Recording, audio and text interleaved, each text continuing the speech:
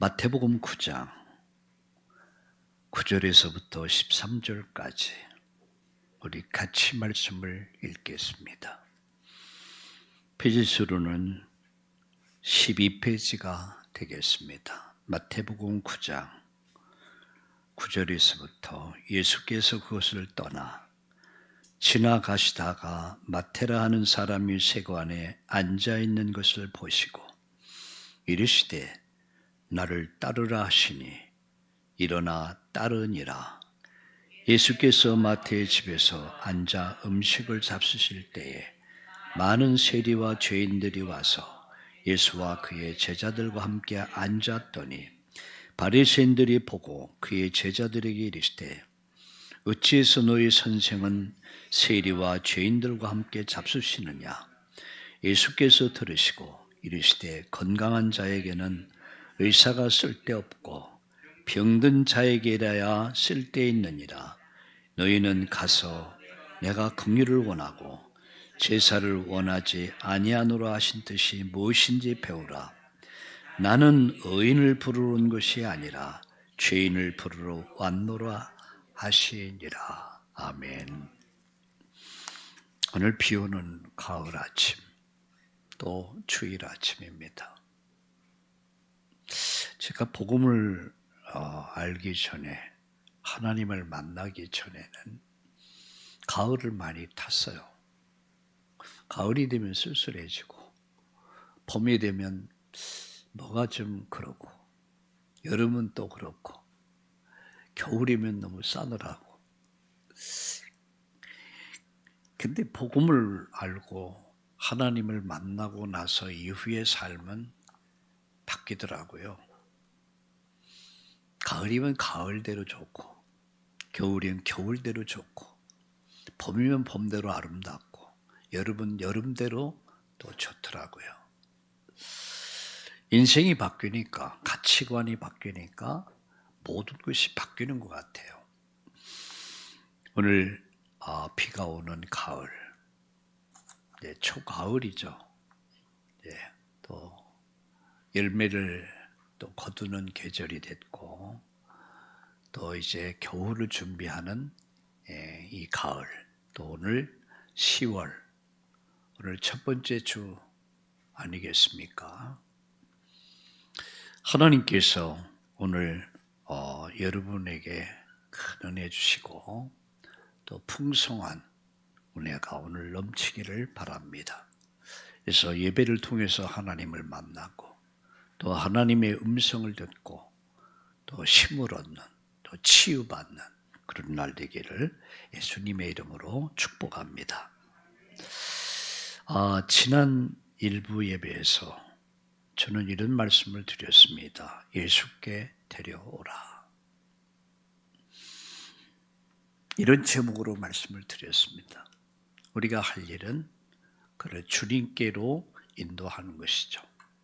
전도는 뭡니까? 바로 예수님을 소개해서 예수님 만나도록 돕는 것이 바로 전도죠. 이 시간은 죄인을 부르시는 예수님, 이런 제목으로 말씀을 드리려고 합니다. 사람들은 훌륭한 사람, 성공한 사람, 깨끗한 사람, 의로운 사람, 이런 사람을 가까이 하고 싶어 합니다. 그러나 예수님은 당시 가장 천하고 아주 멸시받던 세리 마태를 제자로 부르셨습니다. 우리의 생각하고는 다르죠. 훌륭한 사람, 말도 잘하고 또 아주 키도 훤칠하고 또 많이 배우고 많이 갖고 뭔가 이런 능력이 있어 보이는 사람을 가까이 하고 이런 사람을 좋아하고 이런 사람을 찾습니다. 근데 예수님은 전혀 달랐어요.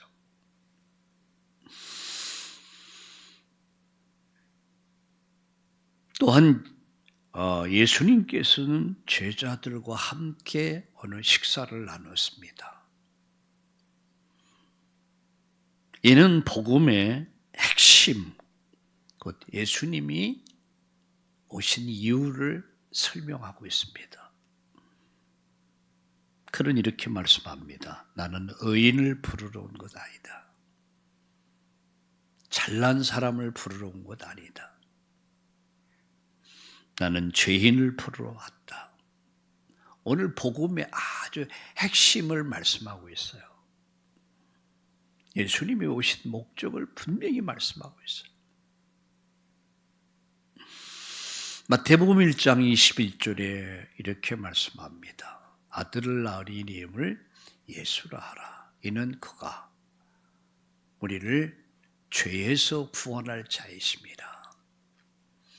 예수란 말의 의미는 우리를 죄에서 구원할 자다. 이 복음의 핵심입니다. 성령의 핵심입니다. 죄인을 구원하러 왔다. 저는 오늘 이 말씀을 가지고 세 가지를 말씀드리려고 합니다. 첫째는 죄인을 부르신 예수님. 죄인을 찾아오셨고 죄인을 예수님 불러주셨습니다. 9절 보세요. 예수께서 그곳을 떠나 지나가시다가 중풍병자를 치료하시고 난 이후죠. 그죠? 그리고 또 지나가시다 보니까 마태라는 사람이 세관에 앉아 있는 것을 보시고 이렇게 말씀합니다. 이르시되 나를 따르라 하시니 그 마태가 그 말씀을 듣고 일어나 따르니라. 마태 신부는 원래 세리였습니다. 세금을 징수하는 사람입니다. 근데 왜 그가 그렇게 그의 동족들에게 미움을 받았을까? 죄인 취급을 받았을까? 그래서 그 시대가 로마에 의해서 유대가 정복되게 됐고 식민지가 돼버렸어요. 그러니까 로마에서 유대인들 가운데서 사람을 뽑아가지고 세금을 징수하는 그 일을 맡겼어요. 그러다 보니까 이 사람이 눈물도 피도 없어 아주 흡혈귀같이 자기 동족의 돈을 빨아먹는, 피를 빨아먹는 흡혈귀같이 세금을 걷는다는 명목하에 인정사정 없이 자기 동족의 돈을 착취한 것이죠. 어떤 의미에서는 매국노였습니다. 마치 일제의 36년 우리나라가 식민지 됐을 때 이런 일을 한 사람들이 많았어요. 네. 지금까지도 그들과 그들의 후손들은 계속 욕을 먹고 있죠. 흡혈귀 같은 인생을 산 거예요. 피를 빨아먹어. 돈에 눈이 먼 사람이었어요. 오늘 본문에 보니까 세관에 앉아 있었다고 그랬습니다. 이런 죄인 취급을 받던 인물이 바로 마태였습니다. 근데 예수님이 그를 부르신 거예요. 예수님은 이 사람을 외면하지 않으셨어요. 그리고 간단하게 말해서 나를 따르라. 그를 제자 삼으셨어요. 세상에 봤을 때는 그때의 유다 백성들이 그를 봤을 때는 완전 죄인이야. 매국노야. 흡혈귀야. 상종을 하지 않았어요.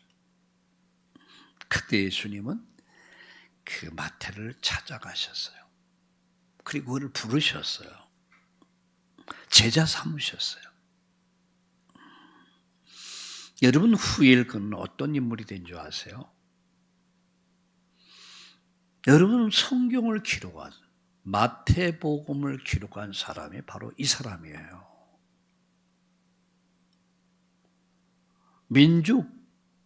그들의 민족이 봤을 때는 완전히 얘는 매국노고, 얘는 죄인 중에 죄인이고 괴수 중에 괴수고, 그건 사람 취급을 하지 않았어요. 근데 예수님은 그 죄인을 찾아가셔서 그를 부르셔서 제자 삼으셨어요. 나를 따르라. 오늘 본문 다시 보세요. 하반절에 보니까 나를 따르라 하시니 일어나 따르니라 이렇게 말씀하죠.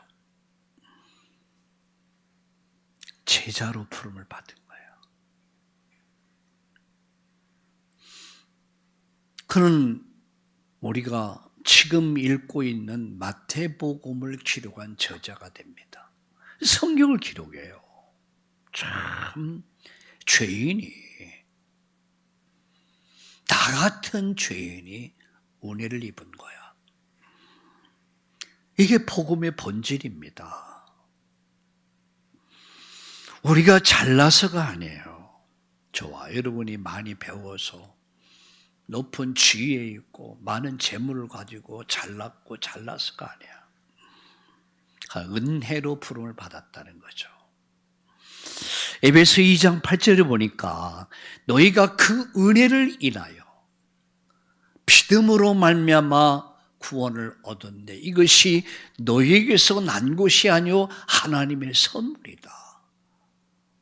이 은혜를 입은 거야. 누가? 내가, 우리가.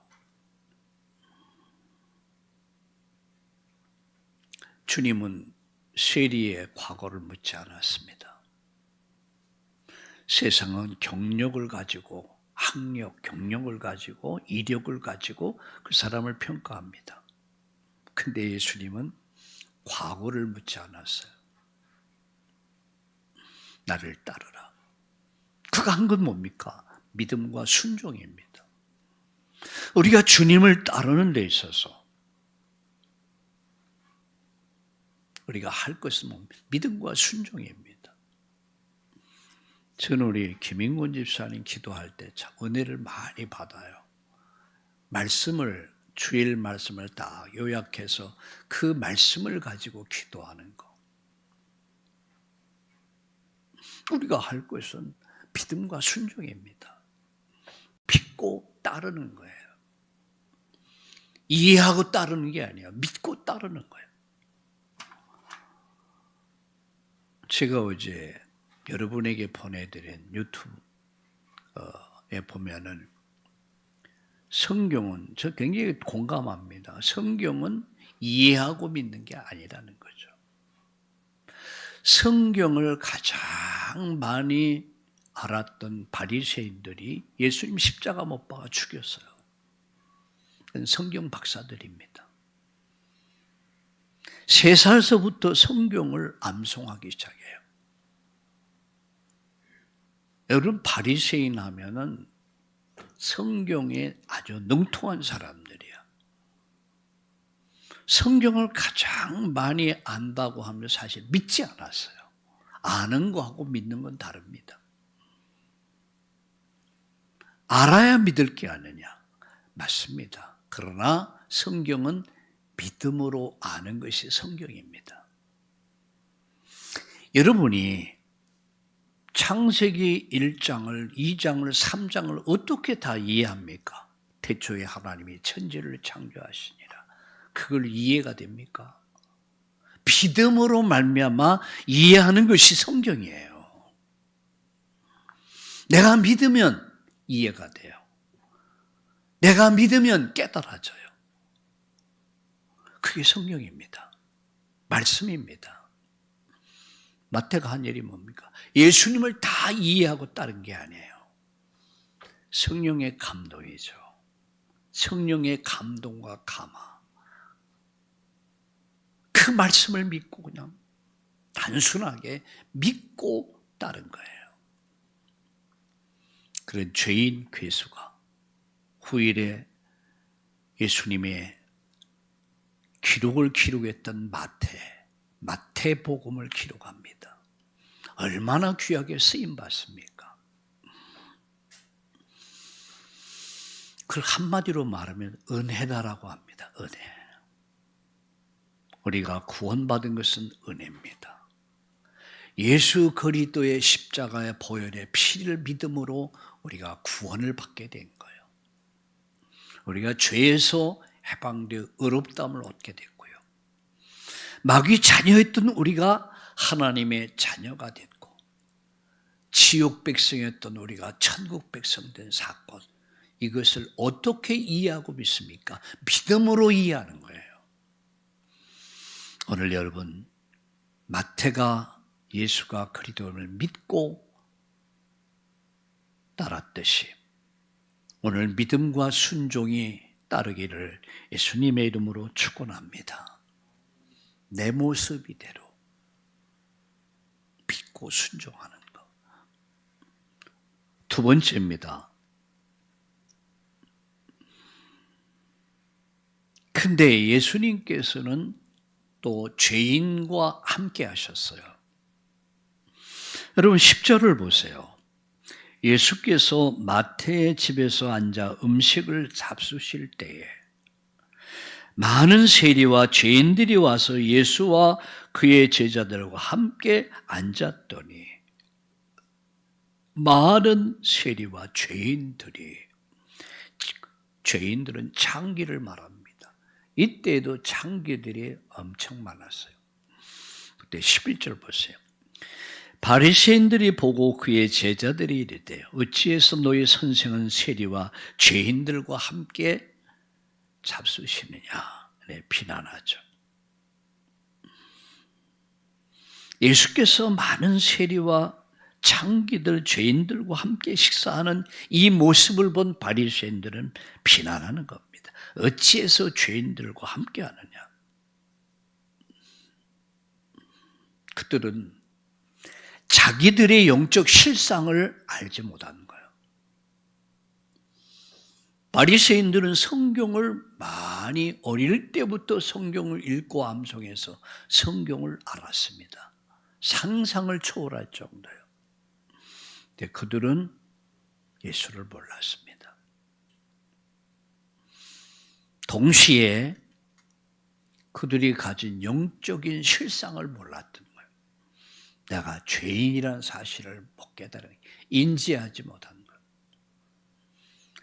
죄인 중에 괴수라고 고백했던 사도 바울이 원래 성경의 박식한 지식에 박식한 랍비였지 않습니까? 그가 예수님 만나기 전에는 전혀 자기가 의롭다고 생각했어요. 잘났다고 생각했어요. 그런데 예수님을 만나고 나서 이후에 바울은 어떻게 변했습니까? 죄인 중에 괴수구나. 오라 나가 나를 누가 이 죄악의 몸에서 나를 건져낼까? 탄식합니다. 그 결론에 로마서에 보면 결론에 이렇게 말합니다. 내게 이김을 주시는 우리 주님께 감사한다. 사실상 인간이 얼마나 인간이 추악한 죄인인 것을 알면은 감히 다른 사람을 정죄하지 못하죠. 우리 말에 이런 말이 있지 않습니까? 똥 묻은 강아지가 겨묻은 강아지를 뭐라고 한다고. 진짜 나를 알면, 진짜 내 실상을 알면 다른 사람을 함부로 말하지 않죠. 나를 아니까 나는 더한 죄인이야.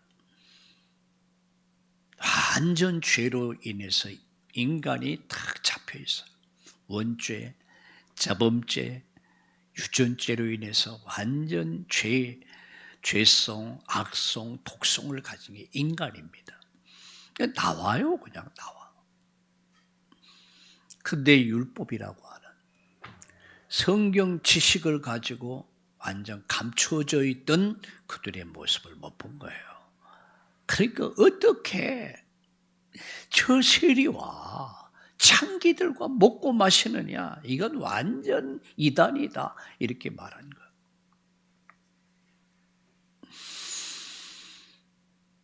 복음의 능력은 깨끗한 사람을 위해서 예수님 오신 게 아닙니다. 예수님은 바로 죄인을 불러 구원하기 위해서 오셨습니다. 그래서 오늘 예수님께서 11절에 이렇게 말씀, 바리새인들이 그의 제자들이 되어 어찌해서 너희 선생은 죄리와 죄인들과 함께 잡수시느냐 비난하죠.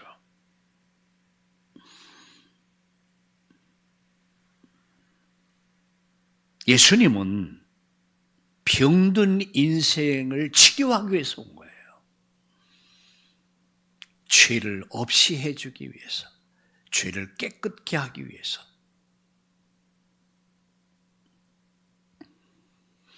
그래서 죄인이 인간다운 인간으로 회복되는 곳이 교회입니다. 그 교회가 중요한 거예요. 인간을 회복시켜, 인간성을 회복시켜 주는 것이 바로 교회란 말이에요. 교회가 얼마나 중요합니까? 2부 예배에서도 말씀을 드려. 오늘 2부 예배에서 제목이 뭐냐? 성막과 안식일입니다. 교회가 뭐냐? 교회는 안식을 주는 것이다. 인간을 가장 인간답게 만드는 것이 교회란 말이에요. 사람을 사람답게 만드는 것이 교회란 말이에요. 영적인 병원입니다. 이게 참다운 공동체입니다. 마지막으로 그 죄인을 구원하게 오신 예수께서 뭘 했습니까? 죄인을 부르시고 함께 하시면서 한 말씀 하셨어요. 12절 보세요. 예수께서 들으시고 이르시되 건강한 자에게는 의사가 필요 있습니까? 없습니까? 쓸데없고 병든 자에게라야 쓸데있느니라. 너희는 가서 내가 긍휼을 원하고 제사를 원치 아니하노라 하신 뜻이 무엇인지 배우라. 긍휼을 원하고, 제사가 뭡니까? 예배를 말하는 거예요. 나는 예배를 원치 않는다. 긍휼을 원한다. 그러면서 나는 의인을 부르러 온 것이 아니라 죄인을 부르러 왔다. 이게 목적입니다. 예수님은 긍휼을 원하십니다. 병든 자를 위한 의사지, 의사는 병든 자를 위해서 있는 거죠. 주님은, 우리 예수님은 긍휼을 원하고 죄를 원치 않는다. 나는 의인을 부르러 온 것이 아니다. 죄인을 부르러 왔다. 죄 문제를 해결하기 위해서, 치료해 주기 위해서, 회복시켜 주기 위해서. 그리고 예수님이 선언합니다.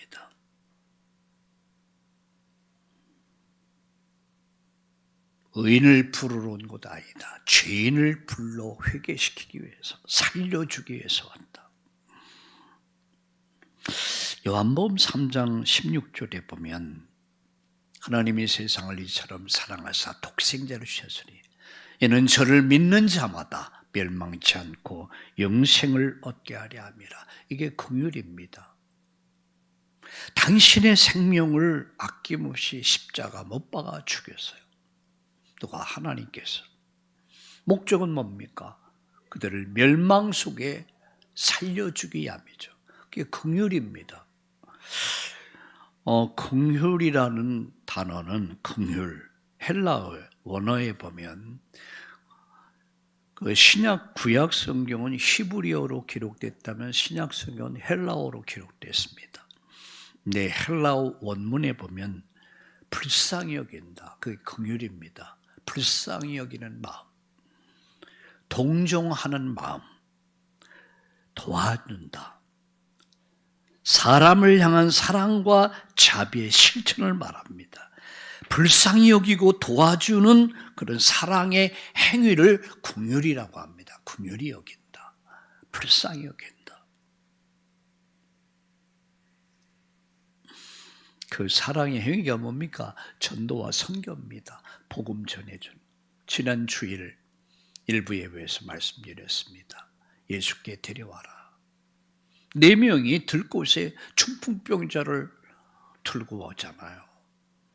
사람이 많으니까 지붕을 뜯어가지고 예수님 만나게 해주잖아요. 그 예수님 만나 인생을 해결받아. 그가 모든 병에서 자유함을 얻어 죄사함 받았느니라. 근원의 문제를 치료한 거예요. 그게 전도입니다. 그게 선교입니다. 여러분이 들여진 시간과 물질이 이 전도와 선교에 쓰임받는 거예요. 얼마나 가치 있는 예물입니까? 말씀을 마칩니다. 결론 맺습니다. 예수님은 죄인을 부르신다. 와, 구원해 주시기 위해서. 예수님은 죄인과 함께 하신다. 예수님은 뭘 원하십니까? 긍휼을 원하신다. 제가 어느 책을 읽었는데요.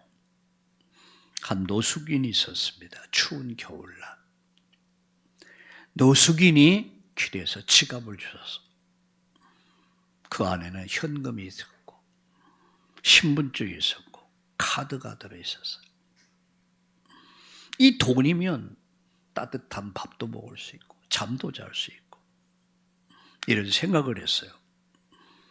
그런데 한순간 생각이 지갑 주인이 이것을 잃어버리고 얼마나 불안해하고 마음 상할까. 그래서 이 사람이 세상에 경찰서 파출소를 찾아간 거예요. 그래서 그걸 얘기한 거야. 그게 경관이 놀란 거야. 노숙인 안에. 그럼 거기 있는 뭡니까? 현찰도 있잖아. 물은 거야. 아니 이 돈이면 먹을 걸 먹을 수 있고 잠도 잘 수 있고 그런데 어떻게 이렇게 이런 마음 먹었냐 하니까 이 사람 하는 말이 저도 이 지갑을 보는 순간 마음속에 그런 동요가 일어났습니다. 눈 딱 감고 이 돈 써버리면 되는 거고. 그런데 한순간 나보다 지갑을 잃어버린 주인은 얼마나 힘들어할까. 그래서 두 가지 마음 싸우다가 어차피 난 잘 못 먹고 사니까 그래서 가지고 왔습니다. 경관이 감동을 받은 거예요. 이런 사람은 희망이 있는 사람이죠. 긍휼. 그것은 여러분 불쌍히 여기는 마음, 도와주는 마음, 베푸는 마음, 그게 긍휼입니다. 자, 다시 정리합니다. 우리는 죄인임을 인정하고 긍휼을 구하며 마태처럼 주님 따르는 제자가 되어야 합니다. 이것이 바로 복음입니다. 복음의 길입니다. 기도합시다. 죄인된 우리를 하나님 우리 아버지 불러주셔서 감사합니다. 우리의 죄와 연약함을 넘어 은혜로 초청해 주신 하나님께 감사합니다. 우리 교회가 서로 긍휼히 여기고 불쌍히 여기며 돕는 자가 되게 해 주옵소서. 정죄하는 자들이 아니라 긍휼이 가득한 참다운 공동체가 되게 하여 주시옵소서. 마태처럼 순종하며 따라가는 참 제자의 길을 가게 하여 주시옵소서. 예수님의 이름으로 감사하며 기도드립니다. 아멘.